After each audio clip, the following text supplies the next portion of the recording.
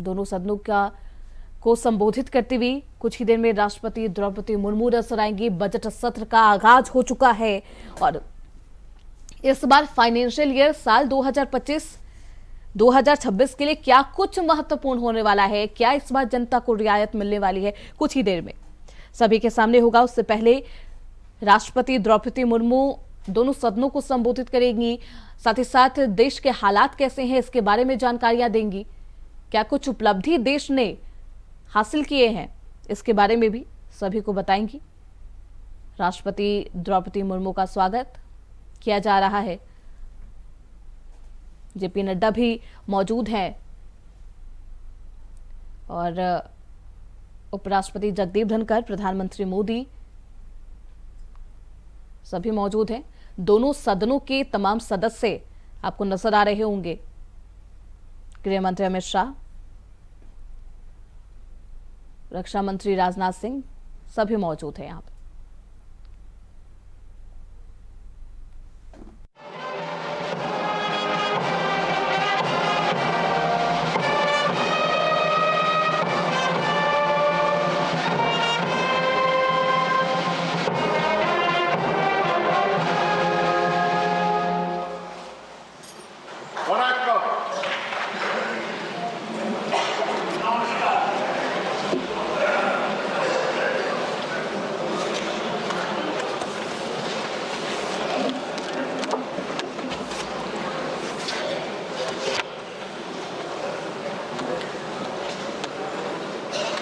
माननीय सदस्यों, संसद की इस बैठक को संबोधित करते हुए मुझे हार्दिक प्रसन्नता हो रही है।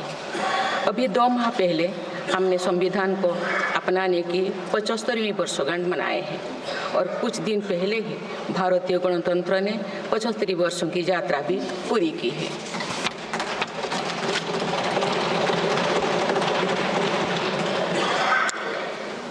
ये अवसर लोकतंत्र की जननी के रूप में भारत के गौरव को नई ऊंचाई देगा। मैं सभी देशवासियों की तरफ से बाबा साहेब आम्बेडकर समेत सभी संविधान निर्माताओं को नमन करती हूँ। माननीय सदस्यगण, इस समय देश में महाकुंभ का ऐतिहासिक पर्व भी चल रहा है। महाकुंभ भारत की सांस्कृतिक परंपरा का, भारत की सामाजिक चेतना का पर्व है। देश और दुनिया से आए करोड़ों श्रद्धालु प्रयागराज में पूर्ण स्नान कर चुके हैं। मैं मोनो अमावस्या के दिन हुई हादसे पर अपना दुख व्यक्त करती हूँ। घायलों के शीघ्र स्वस्थ होने की कामना करती हूँ। कुछ दिन पहले ही हमने देश के पूर्व प्रधानमंत्री डॉक्टर मनमोहन सिंह जी को खोए हैं। मनमोहन सिंह जी ने 10 वर्ष तक प्रधानमंत्री के रूप में देश की सेवा की। वे लंबे समय तक संसद के सदस्य भी रहे। मैं मनमोहन सिंह जी को भावभीनी श्रद्धांजलि अर्पित करती हूँ। माननीय सदस्यगण, भारत की विकास यात्रा की इस अमृतकाल को आज मेरी सरकार अभूतपूर्व उपलब्धियों के माध्यम से नई ऊर्जा दे रही है। तीसरे कार्यकाल में 3 गुना तेज गति से काम हो रहा है। आज तो अभिभाषण के लिए संसद पहुंच चुकी है राष्ट्रपति द्रौपदी मुर्मू। राष्ट्रपति का अभिभाषण शुरू हो गया है और बेहद खास ये अभिभाषण होने वाला है।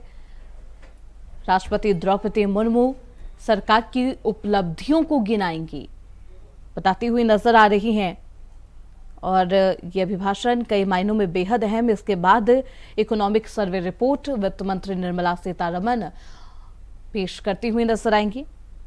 इस रिपोर्ट से ही पता चलेगा कि आखिरकार देश के हालात, देश की आर्थिक स्थिति अभी कैसी है, वर्तमान में इंडियन रुपीस किस स्तर पर है और आगे क्या कुछ होने वाला है। तो राष्ट्रपति द्रौपदी मुर्मू का अभिभाषण शुरू हो गया है। बजट सत्र का आज से आगाज हो गया है और कल सदन में पूर्ण बजट पेश किया जाएगा। 3 फरवरी को बजट अभिभाषण को लेकर दोनों सदनों में चर्चा की जाएगी।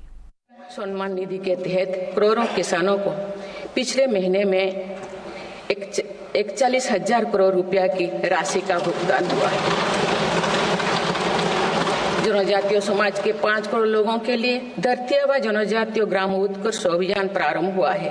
इसके लिए 80,000 करोड़ रुपए का प्रावधान किया गया है। आयुष्मान भारत योजना के अंतर्गत 70 वर्षों और उससे अधिक उम्र के 6 करोड़ वरिष्ठ नागरिकों को स्वास्थ्य बीमा देने का फैसला हुआ है। इन्हें हर वर्ष 5 लाख रुपए का हेल्थ कवर मिलेगा।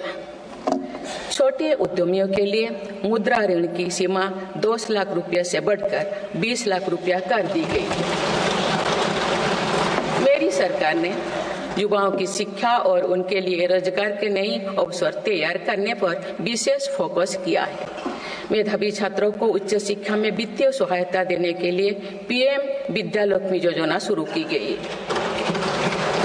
1 करोड़ युवाओं को शीर्ष 500 कंपनियों में इंटर्नशिप के अवसर भी दिए जाएंगे।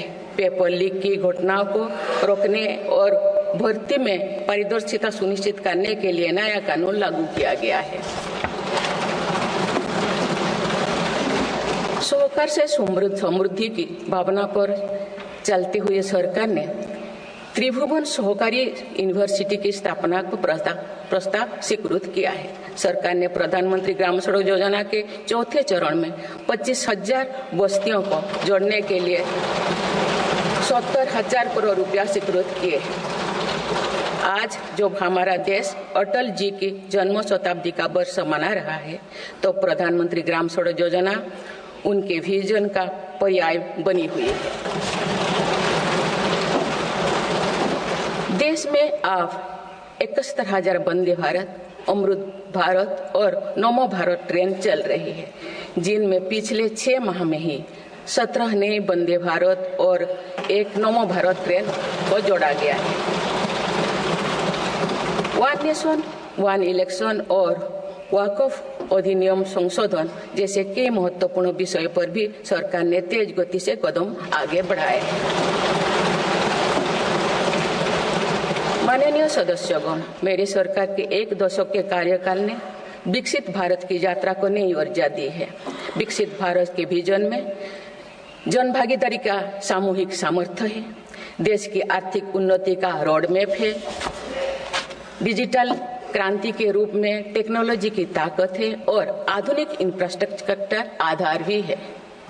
मेरी सरकार के प्रयास के बल पर भारत दुनिया की तीसरी सबसे बड़ी अर्थव्यवस्था बनने जा रही है। विकसित भारत की उड़ान को हमारे संविधान के आदर्शों का सतत मार्गदर्शन मिलता रहे, इसके लिए सरकार ने सेवा, सुशासन, समृद्धि और स्वाभिमान इन प्रमुख सिद्धांतों को गवर्नेंस के केंद्र में रखा है। सरकारी फर्म, परफर्म और ट्रांसफर्म के अपने संकल्पों को तेज गति से आगे बढ़ा रही है। मेरी सरकार का मंत्र है सबका साथ, सबका विकास, सबका विश्वास और सबका प्रयास, और इस मंत्रों का एक ही लक्ष्य है विकसित भारत का निर्माण। माननीय सदस्यगण, जब देश के विकास का लाभ अंतिम पायदान पर खड़े व्यक्ति को भी मिलने लगता है तो भी विकास सार्थक होता है। मेरी अंत्योदय की वह भावना है जिसके प्रति मेरी सरकार संकल्पित रही है। गरीब को गरिमापूर्ण जीवन मिलने से उसमें जो सशक्तिकरण का भाव पैदा होता है और गरीबी से लड़ने में उसकी मदद करता है। स्वच्छ भारत अभियान के तहत बने 12 करोड़ शौचालय, प्रधानमंत्री उज्ज्वला योजना के तहत निःशुल्क दिए गए 10 करोड़ गैस कनेक्शन, 80 करोड़ जरूरतमंदों का राशन, सौभाग्य योजना, जल जीवन मिशन जैसे अनेक योजनाओं में गरीब को ये भरोसा दिया गया है कि वे सम्मान के साथ जी सकते हैं। ऐसे ही प्रयासों की वजह से देश के 25 करोड़ लोग गरीबों को परास्त करके आज अपने जीवन में आगे बढ़ रहे हैं। इन्होंने न्यू मिडिल क्लास का एक ऐसा समूह तैयार किया है जो भारत की ग्रोथ को नई ऊर्जा से भर रहा है। माननीय सदस्यगण, भारत जैसे देश की आर्थिक उन्नति मध्यम वर्ग मिडिल क्लास की आकांक्षाओं और उनकी पूर्ति से परिभाषित होती है। मध्यम वर्ग जितने बड़े सपने देखेगा, देश उतने ही ऊंचा उड़ान भरेगा। मेरे सरकार ने मुक्त स्वर से मध्यम वर्ग के योगदान को न केवल स्वीकारा है, बल्कि हर मौके पर उसे सराहा भी है। सरकारी कर्मचारी भी मिडिल क्लास के अहम प्रतिनिधि है। हाल ही में मेरी सरकार ने सरकारी कर्मचारियों के कल्याण के लिए 8वें वेतन आयोग के गठन का निर्णय लिया है। ये निर्णय आने वाले वर्षों में सरकारी कर्मचारियों के वेतन में बड़ी वृद्धि का आधार बनेगा। केंद्र सरकार के लाखों कर्मचारियों का यूनिफाइड पेंशन स्कीम के तहत 50% सुनिश्चित पेंशन देने का निर्णय भी लिया गया है, जिसका व्यापक स्वागत हुआ है। मध्यम वर्ग का अपने घर का सपना पूरा करने के लिए भी मेरी सरकार प्रतिबद्ध है। रेरा जैसे कानून बनाकर मध्यम वर्ग के सपने को सुरक्षा दी गई है। घर के लिए लोन पर सब्सिडी दी जा रही है। उड़ान योजना ने लगभग 1.5 करोड़ लोगों का हवाई जहाज में उड़ने का सपना पूरा किया गया है। जन औषधि केंद्रों में 80% रियायती दरों पर मिल रही दवाओं से देशवासियों की 30,000 करोड़ रुपये से ज्यादा बचे हैं। हर विषय की पढ़ाई के लिए सीटों की संख्या में भी कई गुना बढ़ोतरी का बहुत लाभ मध्यम वर्ग को मिला है। राष्ट्र निर्माण में करदाता के योगदान को मेरी सरकार ने सम्मान देते हुए टैक्स से जुड़े मसलों को आसान किया है। टैक्स विवादों को कम करने के लिए फेसलेस मूल्यांकन की शुरुआत कर पारदर्शिता बढ़ाई गई है।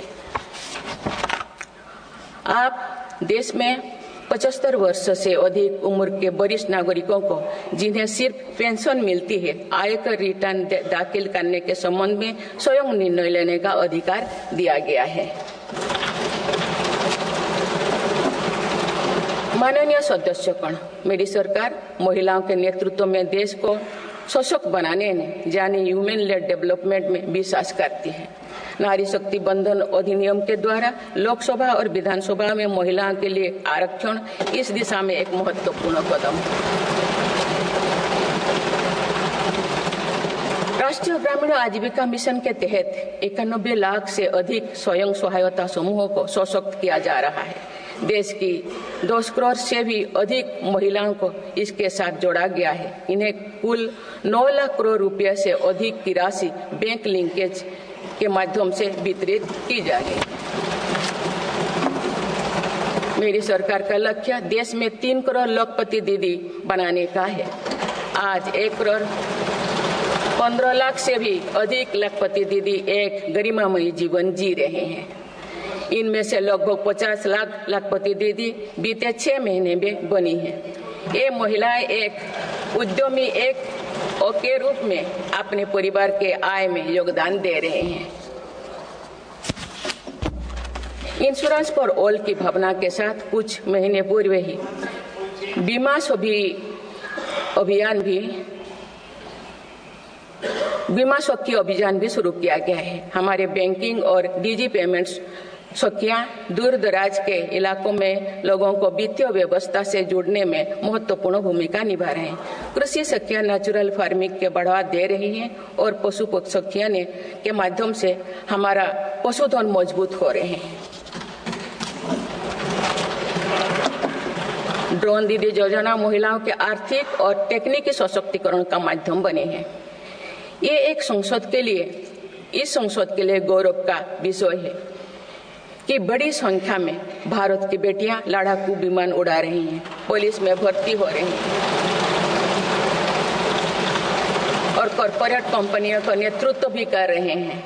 मेरी सरकार के निर्णय के बाद बालिकाओं की भर्ती राष्ट्रीय मिलिट्री स्कूलों में प्रारंभ हो गई है। नेशनल डिफेंस एकेडमी में भी महिला कैडेट्स को भर्ती शुरू की गई है। हमारी बेटियां आज ओलंपिक में मेडल लाकर देश को भी गौरवान्वित कर रही हैं। मैं भारत की संसद के माध्यम से देश की नारी शक्ति को विशेष बधाई देती हूँ।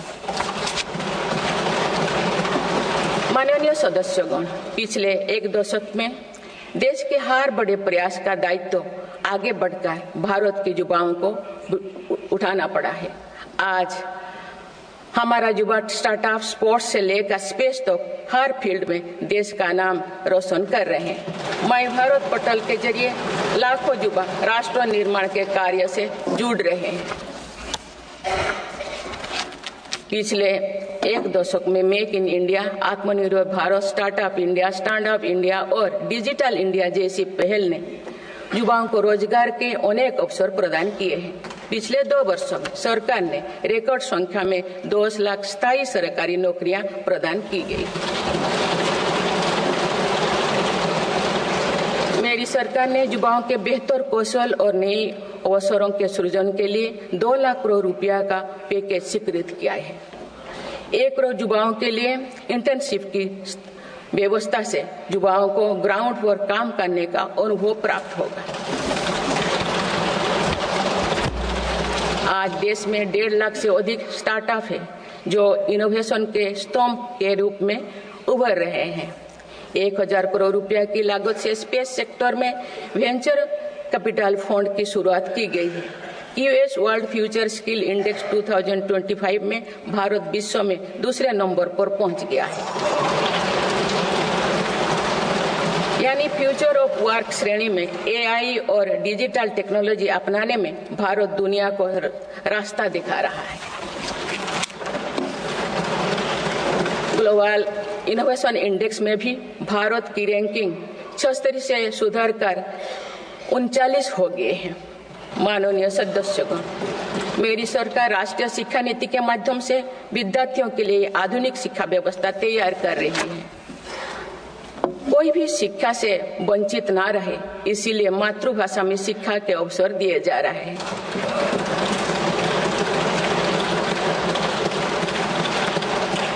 विभिन्न भर्ती परीक्षाएं 13 भारतीय भाषाएं में आयोजित कर भाषा संबंधी बाधाओं को भी दूर किया गया है।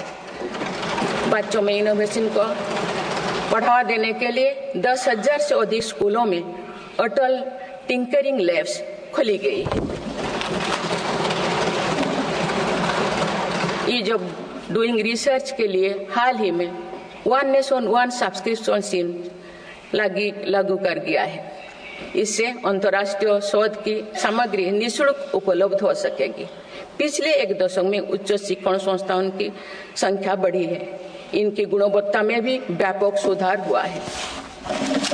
यूएस विश्व यूनिवर्सिटी एशिया रैंकिंग में हमारे 163 विश्वविद्यालय शामिल हुई है। नालंदा विश्वविद्यालय के नए कैंपस का शुभारंभ कर शिक्षा में भारत का पुराना गौरव वापस लाया गया है। वो दिन भी दूर नहीं जो भारत में निर्मित गगनयान में एक भारतीय नागरिक अंतरिक्ष में जाएगा। कुछ दिन पहले स्पेस डॉकिंग में सफलता ने भारत के अपने स्पेस स्टेशन का मार्ग और आसान कर दिया गया। कुछ दिन पहले इसरो ने अपना 100वां लॉन्च करते हुए सैटेलाइट के सफलतापूर्वक स्थापित किए। मैं इस उपलब्धि के लिए भी इसरो को और सभी देशवासियों को बधाई देती हूँ। माननीय सदस्यगण, मेरी सरकार ने देश में विश्व स्तरीय स्पोर्ट्स वातावरण बनाने की दिशा में खेलो India scheme, target Olympic podium scheme यानी स्टॉप्स राष्ट्रीय स्पोर्ट्स यूनिवर्सिटी स्थापित करके देश को आगे कदम बढ़ाए हैं।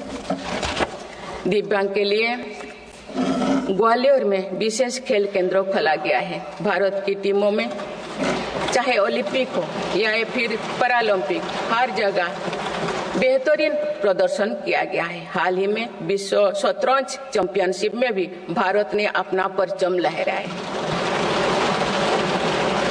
फिट इंडिया मूवमेंट चलाकर हम सशक्त युवा शक्ति का निर्माण कर रहे हैं।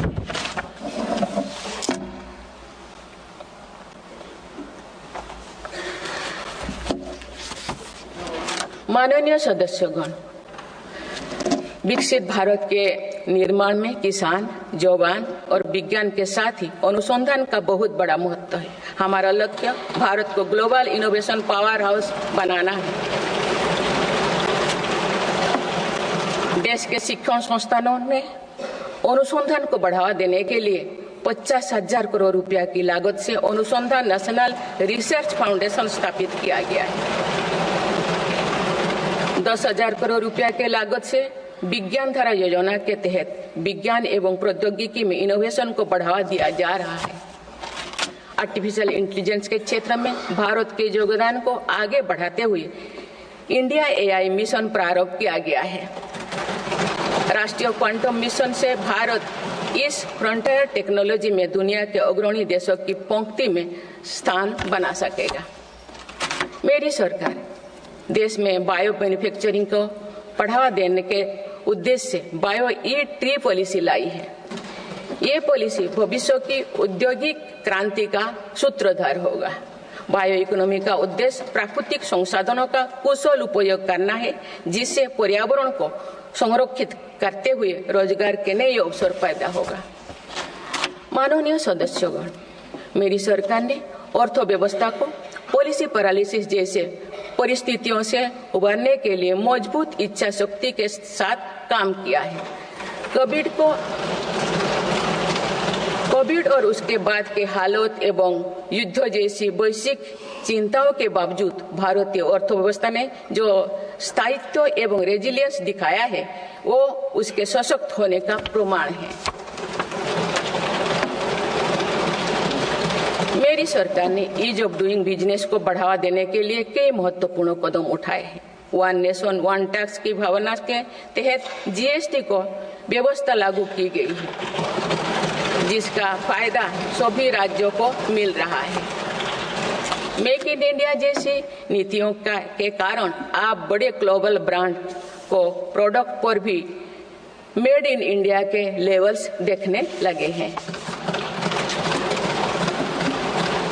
माननीय सदस्यगण, भारत के छोटे व्यापारी गांव से लेकर शहरों तक हर जगह आर्थिक प्रगति को गति देते हैं। मेरी सरकार छोटे उद्यमियों को अर्थव्यवस्था की रीढ़ मानते हुए उन्हें स्वरोजगार के नए अवसर दे रही है।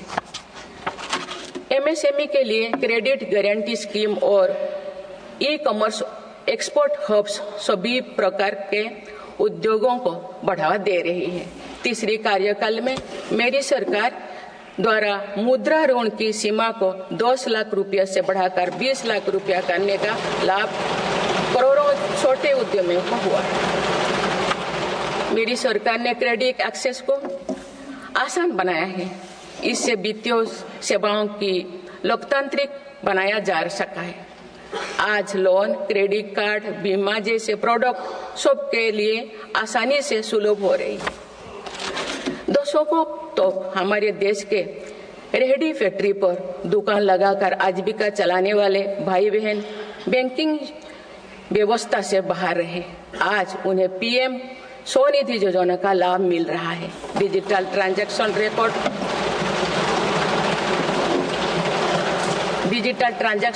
रिकॉर्ड के आधार पर उनको बिजनेस बढ़ाने के लिए और लोन मिलता है। ONDC की व्यवस्था ने डिजिटल कॉमर्स यानी ऑनलाइन शॉपिंग की व्यवस्था को समावेशी बनाया है। आज देश में छोटे बिजनेस को भी आगे बढ़ाने का समान अवसर मिल रहा है। माननीय सदस्यगण, मेरी सरकार ने 10 वर्षों में प्रगति के जो नए अध्याय लिखे हैं, उनमें से एक स्वर्णिम सोपान भारत को डिजिटल क्रांति का भी है। आज भारत टेक्नोलॉजी के फील्ड में एक प्रमुख ग्लोबल प्लेयर के रूप में अपनी उपस्थिति दर्ज करवा रहा है। दुनिया के बड़े देशों के साथ ही भारत में 5G सर्विसेज की शुरुआत इसका एक बड़ा उदाहरण है। भारत की UPI टेक्नोलॉजी की सफलता से दुनिया के कई विकसित देश भी प्रभावित हैं। आज 50% से ज्यादा real time digital transaction Bharat में हो रहा है।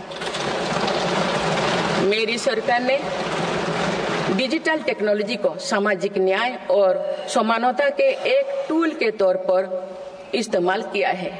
डिजिटल पेमेंट कुछ लोगों या कुछ वर्गों तक सीमित नहीं है। भारत में छोटे से छोटा दुकानदार भी इस सुविधा का लाभ उठा रहे हैं। गांव में भी बैंकिंग सेवाएं और यूपीआई जैसे वर्ल्ड क्लास टेक्नोलॉजी उपलब्ध है। भारत में पिछले 10 साल में बने 5 लाख से ज्यादा कॉमन सर्विस सेंटर्स सरकार की दर्जनों सुविधाएं ऑनलाइन उपलब्ध कराई जा रही है। मेरी सरकार ने लोगों के जीवन पर सरकार का प्रभाव कम करने के लिए ई गवर्नेंस को महत्व दिया है। डिजी लॉकर्स की व्यवस्था ने लोगों को कभी भी कहीं भी अपने महत्वपूर्ण डॉक्यूमेंट्स पाने और दिखाने की सुविधा दी गई। तेजी से डिजिटाइज होते हमारे समाज में आज राष्ट्रीय सुरक्षा से जुड़ा एक और महत्वपूर्ण विषय साइबर सिक्योरिटी है। डिजिटल फ्रॉड, साइबर क्राइम और डीप फेक जैसे टेक्नोलॉजी सामाजिक, आर्थिक और राष्ट्रीय सुरक्षा के लिए चुनौती भी बनी है। इन साइबर क्राइम को नियंत्रित करने के लिए कई कदम उठाए गए हैं। साइबर सुरक्षा के क्षेत्र में भी युवाओं के लिए रोजगार की संभावनाएं हैं। मेरी सरकार साइबर सिक्योरिटी में दक्षता सुनिश्चित करने दिशा में निरंतर कार्यरत है। इसके फलस्वरूप भारत ने ग्लोबल साइबर सिक्योरिटी इंडेक्स में Tier 1 स्टेटस प्राप्त कर लिया है।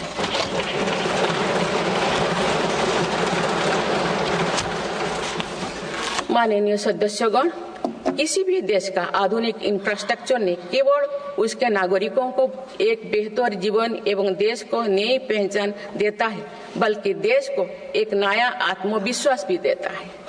बीते दशक में भारत ने वर्ल्ड क्लास इंफ्रास्ट्रक्चर निर्माण के कई माइलस्टोन तय किए हैं। इस आधुनिक इंफ्रास्ट्रक्चर से दुनिया में भारत की छवि मजबूत हुई है। इन्वेस्टर्स का भारत के प्रति भरोसा बढ़ा है, उपयोग को बल मिला है और नए रोजगार का निर्माण हो रहा है। मेरी सरकार देश के हर हिस्से को हाईवे, एक्सप्रेसवे से कनेक्ट करने के लिए मिशन मोड में काम कर रही है। पीएम गति शक्ति नेशनल मास्टर प्लान के द्वारा परियोजना पर पूरा करने की गति तेज हुई है। 2 साल पहले बुनियादी ढांचे का बजट लगभग 2 लाख करोड़ रुपया था, जो पिछले बजट में बढ़कर 11 लाख करोड़ रुपया से अधिक हो गया।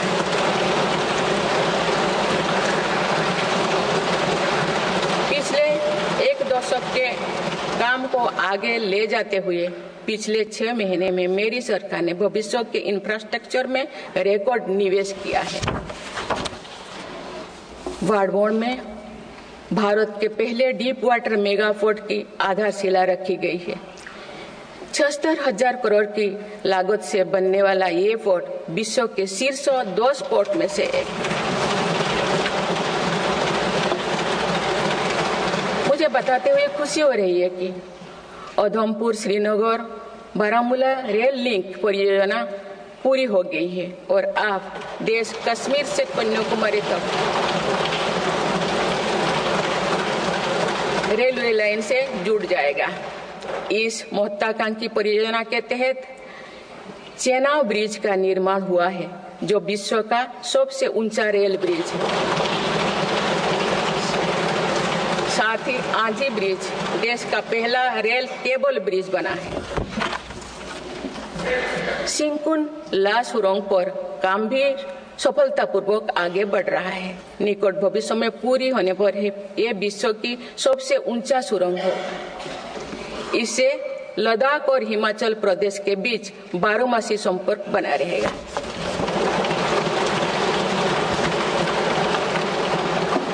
भारत का एविएशन सेक्टर तेजी से विकास कर रहा है। देश की एयरलाइन कंपनियों ने 1700 से अधिक नए विमानों के ऑर्डर दिए हैं। इतनी बड़ी संख्या में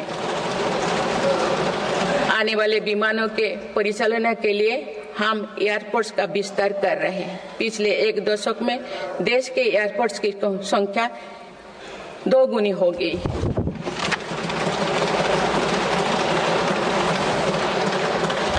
माननीय सदस्यगण, विकसित भारत को गति देने के लिए हमारे शहरों को फ्यूचर रेडी बनाना आवश्यक है।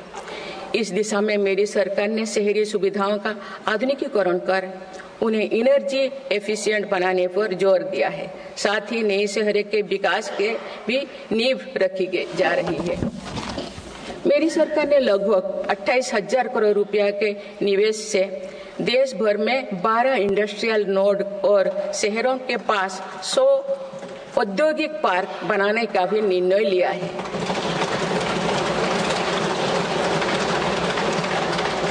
शहरी यातायात को सुगम बनाने के कार्य लगातार जारी है। दिल्ली, पुणे, ठाणे और बेंगलुरु में मेट्रो प्रोजेक्ट्स और अहमदाबाद भुज रूट पर शुरू हुई नमो भारत रैपिड रेल सर्विसेज विकसित भारत के शहरों का स्वरूप है।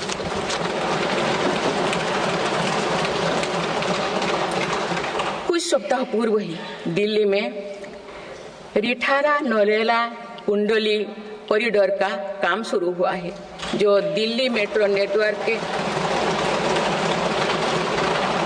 बड़े सेक्शन में से एक होगा। मेरी सरकार के निरंतर प्रयास से दिल्ली में मेट्रो टूर लगातार बढ़ रहा है।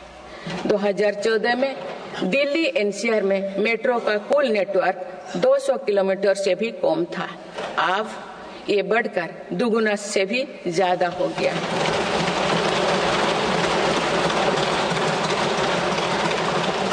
आज मुझे ये बताते हुए बेहद प्रसन्नता हो रही है कि भारत का मेट्रो नेटवर्क अब 1000 किलोमीटर के माइलस्टोन को पार कर चुका है।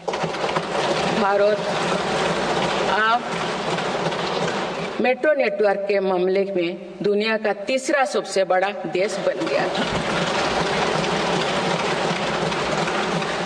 लगभग 8,000 करोड़ रुपया के खर्च से देश में 52,000 इलेक्ट्रिक बस चलाने का भी निर्णय हुआ है। इससे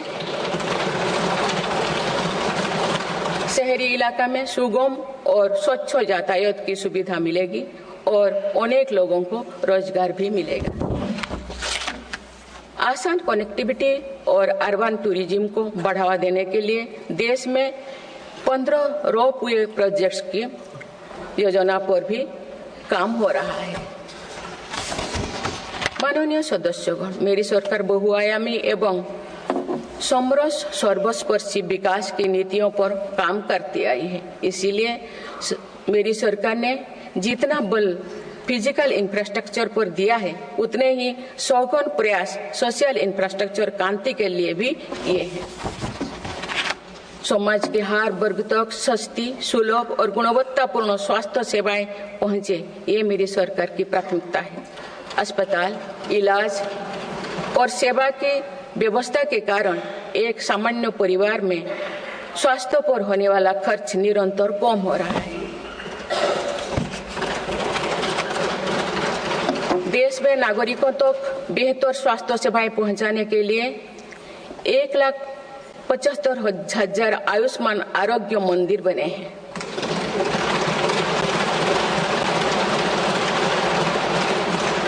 देश में कैंसर मरीजों की बढ़ती संख्या और इलाज में होने वाले खर्च को देखते हुए अनेक कैंसर दवाओं को कस्टम ड्यूटी में से मुक्त कर दिया गया है।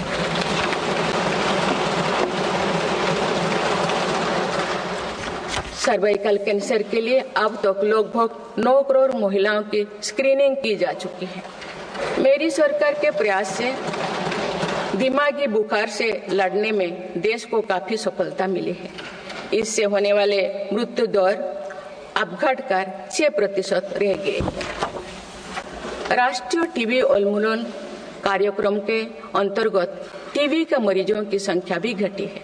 मेरी सभी देशवासियों और माननीय सांसदों से आग्रह है कि हम सब मिलकर टीबी मुक्त भारत के अभियान को सफल बनाने में अपना योगदान दें। भारत में मातृ मृत्यु दर और शिशु मृत्यु दर में भी व्यापक सुधार हुआ है। गर्भवती महिलाओं और बच्चों के टीकाकरण कार्यक्रम की सही ट्रैकिंग रखने के लिए यूइन पोर्टल लॉन्च किया गया है। इस पोर्टल पर अब तक लगभग 30 करोड़ वैक्सीन खुराक दर्ज हो चुका है। टेलीमेडिसिन के माध्यम से 30 करोड़ से अधिक ई टेली कंसल्टेशन से नागरिकों को स्वास्थ्य लाभ मिला है। सरकार अगले 5 सालों में देश के मेडिकल कॉलेजों में 75,000 नई सीटों के सृजन के लिए भी काम कर रही है।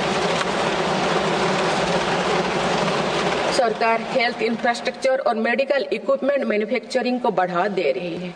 देश में नई बल्क ड्रग और मेडिकल डिवाइसेस के पार्क भी बनाया जा रहा है। हमने रोजगार के अनेक नए अवसर उपलब्ध हो रहा है।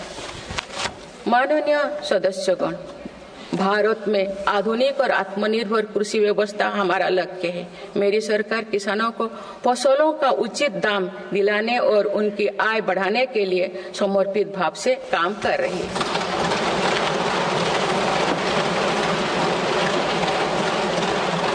वर्ष 2023-24 में रिकॉर्ड 332 मिलियन टन अनाज उत्पादन हुआ है और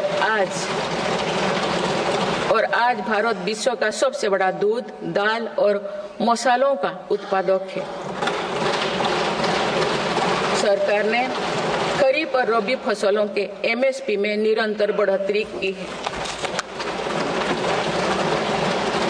पिछले 10 दशक में धान, गेहूं, दलहन, तिलहन और मोटे अनाज की खरीद पर 3 गुना ज्यादा राशि खर्च की गई है।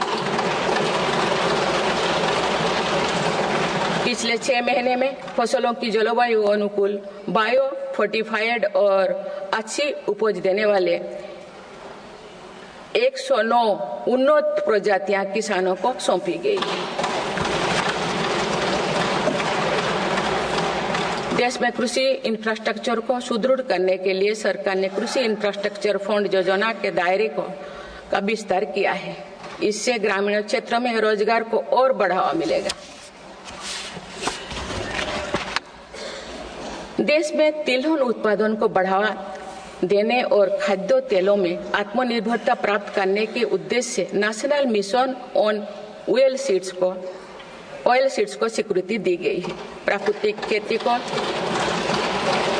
बढ़ावा देने के लिए भी राष्ट्रीय मिशन चलाया जा रहा है। इस वर्ष की शुरुआत में ही किसानों को सस्ती दरों में डीएपी की उपलब्धता सुनिश्चित करने के लिए विशेष पैकेज की अवधि की बढ़ाया गया है। मत्स्य पालन को बढ़ावा देने के लिए 11 एकीकृत एक्वा पार्क की स्थापना की गई है। माननीय सदस्यगण, कुछ सप्ताह पूर्व ही भारत मौसम विज्ञान विभाग के 150 साल पूरी हुई है।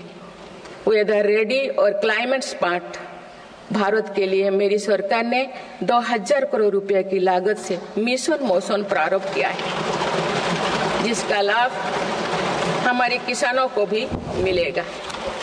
बाबा साहेब आम्बेडकर के विजन पर चलते हुए देश के सूखाग्रस्त इलाकों में सिंचाई और पीने के पानी उपलब्ध कराने के लिए मेरी सरकार ने 2 ऐतिहासिक रिवर इंटरलिंकिंग परियोजनाओं पर काम आगे बढ़ाया है। 40,000 करोड़ रुपये से अधिक लागत की किन बेतवा लिंक परियोजना में मध्य प्रदेश और उत्तर प्रदेश के लाखों ग्रामीण भाई बहन का लाभ मिलेगा। संशोधित पार्वती कालीमेघी चंबल लिंक परियोजना में राजस्थान और मध्य प्रदेश में सिंचाई और पीने के पानी की आवश्यकता की पूर्ति। पोलावरम सिंचाई परियोजना को पूरा करने के लिए 12,000 करोड़ रुपया की अतिरिक्त राशि भी स्वीकृत की गई है। माननीय सदस्यगण, हमारे 8 लाख सहकारी संस्थाएं एवं उनके 19 करोड़ हितधारक सदस्य ग्रामीण भारत के करीब 90% क्षेत्र का प्रतिनिधित्व करते हैं। बीते वर्षों में शहरी क्षेत्रों में भी सहकारी संस्थाओं का विस्तार हुआ है। सहकारी सेक्टर के आर्थिक सशक्तिकरण के लिए उठाए गए विभिन्न कदमों के फलस्वरूप रोजगार के अनेक अवसर सृजित हो गए हैं। वर्ष 2025 को अंतर्राष्ट्रीय सहकारिता वर्ष के रूप में मनाया जा रहा है, जिसमें भारत अपना महत्वपूर्ण योगदान देगा।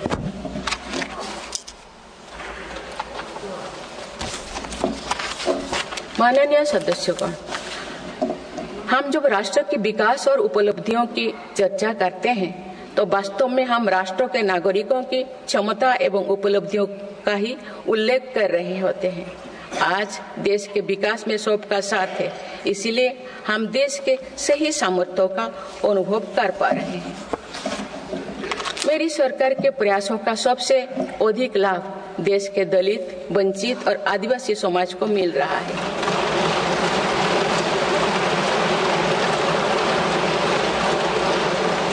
आजादी के दशकों बाद भी हमारे जिस जनजातीय एवं आदिवासी समाज की उपेक्षा होती रही, मेरी सरकार ने उसके कल्याण को पहली प्राथमिकता दी है।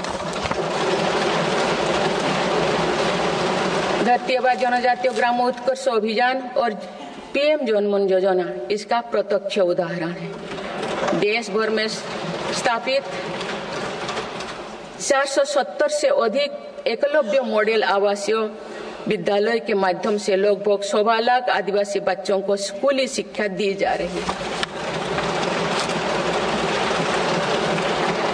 पिछले 10 वर्ष में आदिवासी बहुल इलाकों में 30 नए मेडिकल कॉलेज खोले गए हैं। विशेष राष्ट्रीय मिशन चलाकर आदिवासी समुदाय की सिकल सेल से जुड़े स्वास्थ्य सेवाओं पर भी ध्यान दिया जा रहा है। इस मिशन के अंतर्गत लगभग 5 करोड़ व्यक्तियों की स्क्रीनिंग की जा चुकी है। जनजातीय विरासत को सहेजने के लिए भी मेरी सरकार ने अनेक कदम उठाए हैं। इस वर्ष भगवान बिरसा मुंडा की 150वीं जयंती का पर्व पूरे देश में जनजातीय गौरव वर्ष के रूप में मनाया जा रहा है।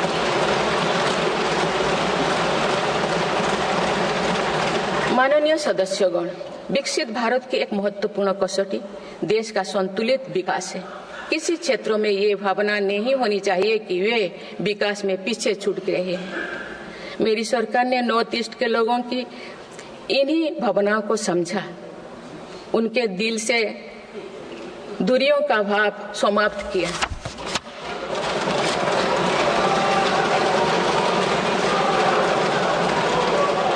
से अधिक शांति समझौते को कर सरकार ने अनेक गुटों को शांति के मार्ग से जोड़ने का काम किया है।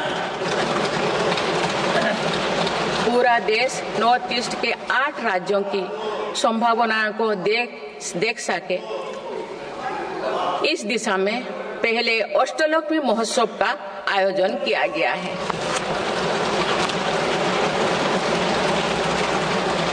पूर्वोत्तर के विकास के साथ साथ सरकार ने देश के पूर्वोत्तर यानी पूर्वी राज्यों के सर्वांगीण विकास की कार्य योजना पर काम शुरू कर दिया गया है, जिससे रोजगार के नए अवसर भी उपलब्ध होगी। अंडमान निकोबार एवं लक्षद्वीप में विकास की कई परियोजनाएं प्रारंभ कर उन्हें राष्ट्र की विकास यात्रा में महत्वपूर्ण स्थान दिया गया है। अनुच्छेद 370 हटाने के बाद जम्मू कश्मीर में विकास का एक नया वातावरण बना है।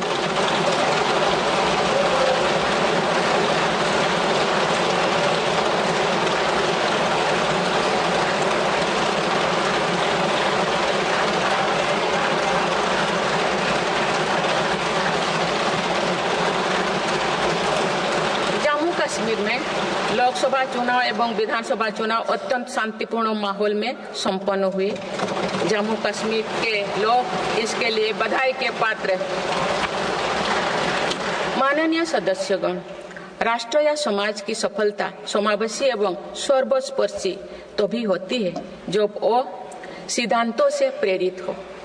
इसलिए मेरी सरकार ने उन मौलिक सिद्धांतों को हमेशा अपने कार्यनीति के केंद्र में रखा, जिनका निर्देश हमारे संविधान ने दिया है। संविधान के आलोक में मेरी सरकार की प्रमुख सैद्धांतिक प्रेरणा है सेवा।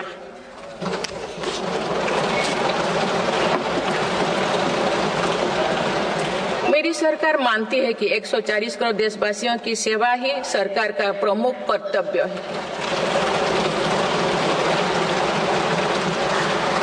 इस दिशा में सरकार पूरी संवेदनशीलता से काम कर रही है। समाज के पिछड़े वर्ग और सफाई कर्मचारियों को आसान लोन मुहैया कराने के लिए पीएम सूरज योजना का विस्तार किया गया है। सरकारी योजनाओं का लाभ दिव्यांगजनों तक पहुंचाने के लिए 1 करोड़ से अधिक दिव्यांग पहचान पत्र जारी किए गए हैं।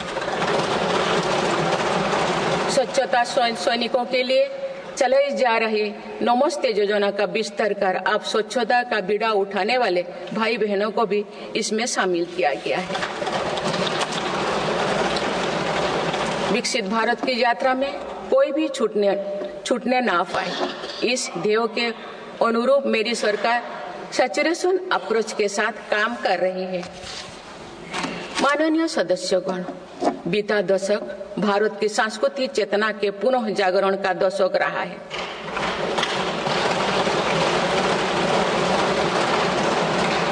हम अपनी विरासत पर गर्व और विकास के प्रति समर्पण के साथ ऐसा भविष्य गढ़ रहे हैं जहां संस्कृति और प्रगति साथ साथ आगे बढ़े। इस वर्ष हम डॉक्टर श्यामा प्रसाद मुखर्जी की 125वीं जयंती मनाए हैं।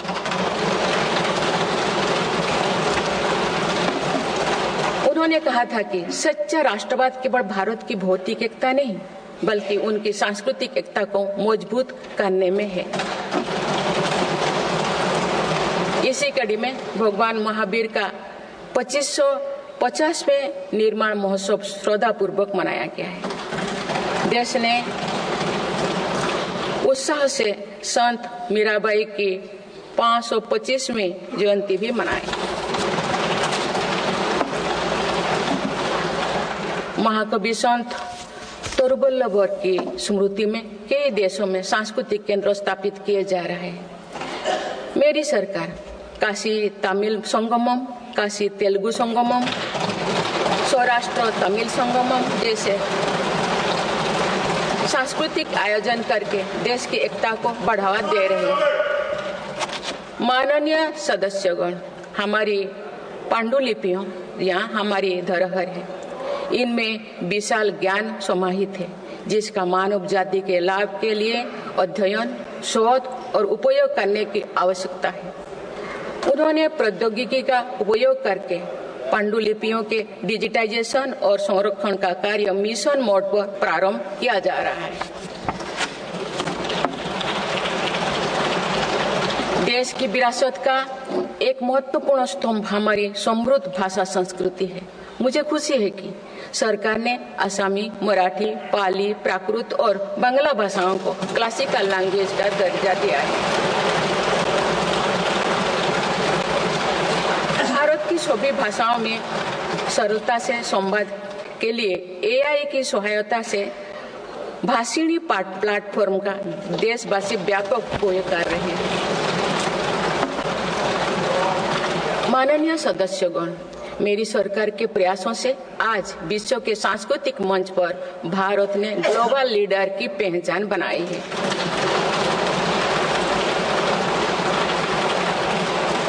सभी एशियाई बौद्ध देशों को आपस में जोड़ने के लिए मेरी सरकार ने पहली एशियाई बुद्धिस्ट कॉन्फ्रेंस का आयोजन किया। पिछले वर्ष वर्ल्ड हेरिटेज कमेटी की बैठक का आयोजन भी भारत में हुआ जिसमें 140 देशों ने भाग लिया।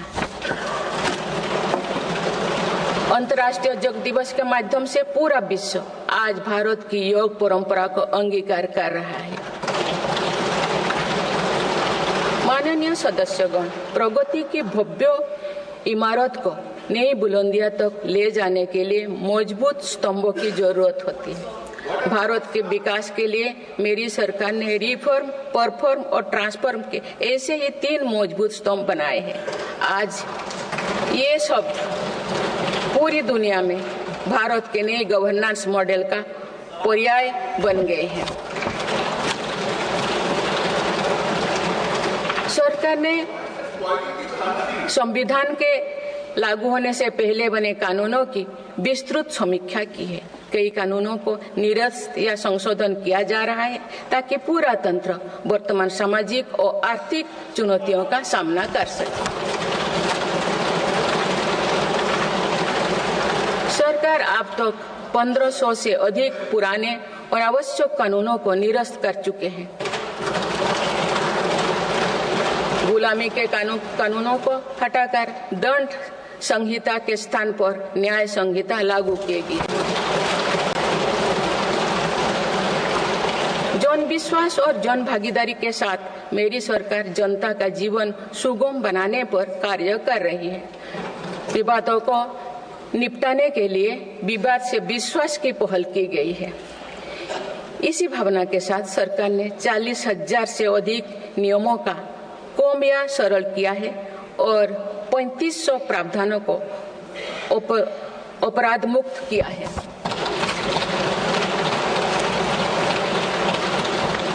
मेरी सरकार ने देश के अत्यंत पिछड़े इलाकों में आकांक्षी जिला कार्यक्रम प्रारंभ कर सुशासन का एक अनूठा प्रयोग किया है। इस कार्यक्रम से इन जिलों में स्वास्थ्य, पोषण, कृषि, सामाजिक विकास और शिक्षा जैसे विभिन्न मापदंडों में उल्लेखनीय प्रगति हुई। यूएनडीपी की एक रिपोर्ट में इस पहल की बहुत सराहना की गई है। इस सफलता से प्रेरित होकर अब देश के 500 आकांक्षा ब्लॉक में भी समग्र विकास हेतु अभियान प्रारंभ किया गया है। सुशासन पर ध्यान केंद्रित करते हुए आई गोट कर्मयोगी डिजिटल प्लेटफॉर्म बनाया गया है, जिससे सरकारी कर्मियों को अपनी दक्षता बढ़ाकर कर्मयोगी बनाने का प्रोत्साहन मिल रहा है। इस प्लेटफॉर्म पर 1700 पाठ्यक्रमों उपलब्ध है और अब तो 2 करोड़ से अधिक प्रशिक्षण पूर्ण किए गए हैं। माननीय सदस्यगण, इस वर्ष देश सरदार वल्लभ भाई पटेल की 150वीं जयंती मना रहे हैं। उनकी प्रेरणा से मेरी सरकार राष्ट्र प्रथम की भावना को लेकर आगे बढ़ रही है। देश की सीमाओं की रक्षा और आंतरिक सुरक्षा सुनिश्चित करने के लिए सरकार ने ऐतिहासिक कार्य किए हैं। विशेषकर रक्षा क्षेत्र में आत्मनिर्भरता में हमें बहुत उत्साहजनक परिणाम मिले हैं। हम मेक इन इंडिया से मेक फॉर द वर्ल्ड की ओर बढ़े हैं। इससे देश में रोज है। कुछ दिन पहले एक ऐतिहासिक पल में देश में बने 2 युद्धपोतों और 1 पनडुब्बी को भारतीय नौसेना में कमीशन किया गया है। देश में डिफेंस इंडस्ट्रियल कॉरिडोर की स्थापना और डिफेंस स्टार्टअप्स को प्रोत्साहन देकर हम आत्मनिर्भरता का और स्वरोजगार को मजबूती दे रहे हैं। सीमाओं की रक्षा के साथ साथ देश के सीमावर्ती क्षेत्र का विकास भी हमारी रणनीति का अहम हिस्सा है। सीमा क्षेत्र की सड़कें और अटल टनल, सेला टनल, सोनमर्ग टनल जैसे आधुनिक इंफ्रास्ट्रक्चर से रक्षा और पर्यटन का बढ़ावा मिला है। सीमा पर स्थित देश के प्रथम गांव में वाइब्रेंट विलेज कार्यक्रम प्रारंभ किया गया है। वामपंथी उग्रवाद को समाप्त करने के लिए के अंतिम चरण की भी शुरुआत हो चुकी है। सरकार के प्रयासों से वामपंथी उग्रवाद प्रभावित जिलों की संख्या 126 से घटकर अब 38 तक आ गए हैं। माननीय सदस्यगण, वैश्विक अस्थिरता के वातावरण में भारत आर्थिक, सामाजिक और राजनैतिक स्थिरता का स्तंभ बनकर विश्व के सामने आदर्श प्रस्तुत कर रहा है। चाहे G7 समिट हो या क्वाड, ब्रिक्स, SCO हो या G20, भारत के सामर्थ्य, नीति और नियत पर पूरे विश्व ने भरोसा जताया है।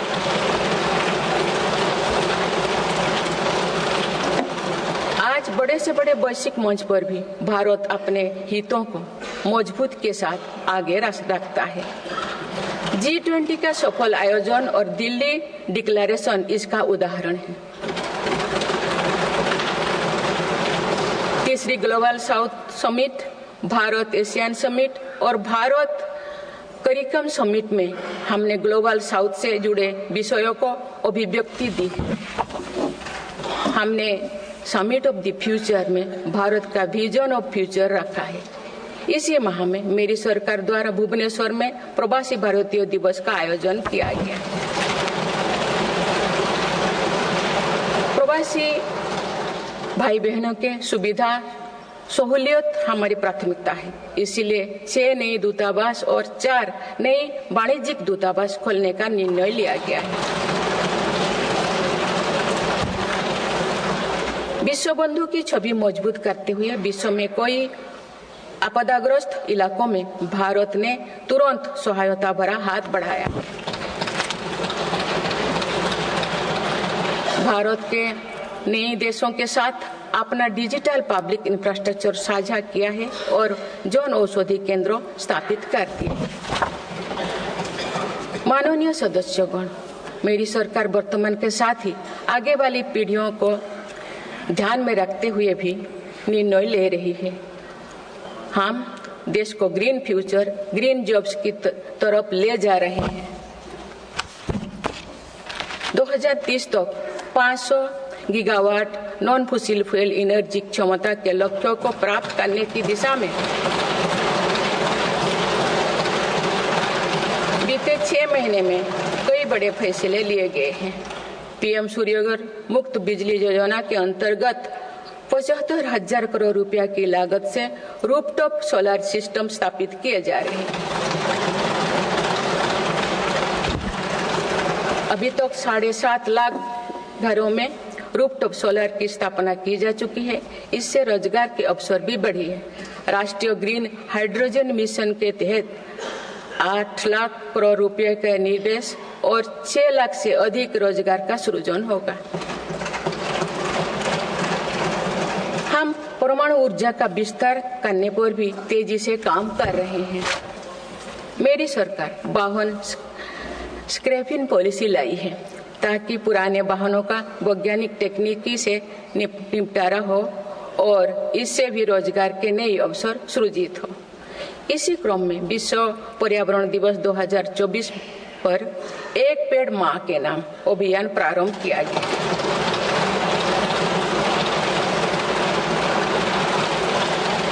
इस पहल में करोड़ों देशवासियों ने बढ़ चढ़कर हिस्सा लिया है। इस अभियान की पूरी विश्व में सराहना की गई है। माननीय सदस्यगण, हमारे भारत 140 करोड़ आबादी वाला देश है। हमारे यहाँ भिन्न भिन्न राज्य, भिन्न भिन्न क्षेत्र, भिन्न भिन्न भाषाएं हैं, परंतु एक राष्ट्र के रूप में हमारी एक ही पहचान है, वो है भारत।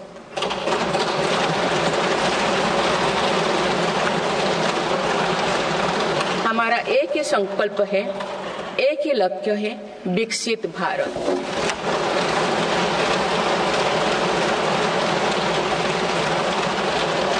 आने वाले वर्षों में देश को विकसित राष्ट्र बनाने के लिए हम सभी दृढ़ संकल्पित ले।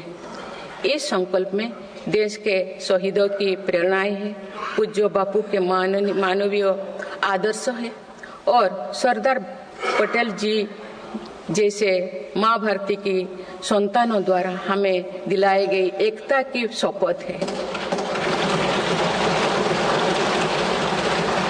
हमें इन प्रेरणाओं को आगे रखते हुए एकता के इस सामर्थ्य से विकसित भारत के संकल्पों को पूर्ण करना है।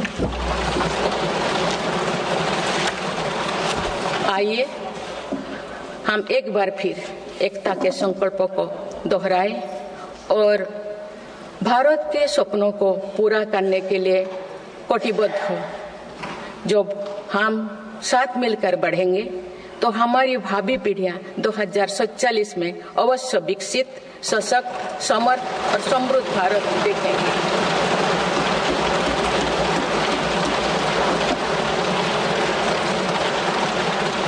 आप सभी को बहुत बहुत शुभकामनाएं। धन्यवाद। जय हिंद, जय भारत।